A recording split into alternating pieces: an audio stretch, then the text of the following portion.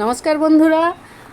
এতদিন আপনাদেরকে শুধু দিনের বেলা গঙ্গা নদীর রূপ দেখিয়েছি, কিন্তু আজকে সোজা রাত্রিবেলা গঙ্গার তীরে চলে এসেছি আপনাদের দেখানোর জন্য রাত্রিবেলা আমাদের গঙ্গা নদী কত সুন্দর রূপ ধারণ করে, কত আলোকসজ্জায় সজ্জিত হয়ে ওঠে।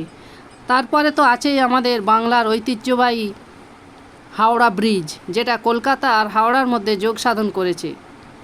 বন্ধুরা, রাত্রিবেলা গঙ্গার বক্ষে কলকাতার ওই দিক থেকে আর হাওড়ার এই পাশ থেকে কত সুন্দর নদীর ধারে যে কলকারখানা, মানুষের বসতি, লাইটগুলো দেখা যায়।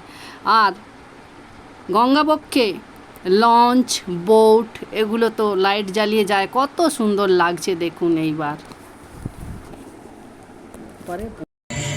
এখান থেকে ঠিক 70-80 কিলোমিটার গেলেই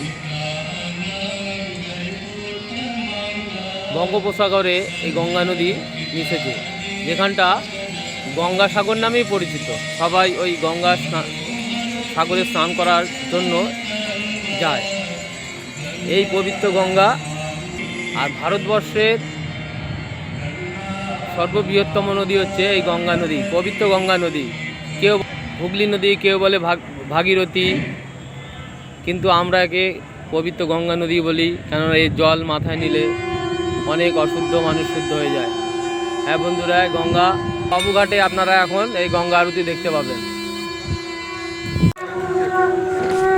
এতদিন তো আপনারা বারাণসী গিয়ে গঙ্গা আরতি দেখেছেন, এইবার চলুন আপনাদের নিয়ে চলে যাই সোজা কলকাতা বাবুঘাটে গঙ্গা আরতি দেখানোর জন্য। চলুন, ওই যে দেখতে থাকুন কি সুন্দর, ওই দেখুন একসাথে সব আরতি শুরু হয়েছে, দেখার মতো। আপনারা দেখতে থাকুন।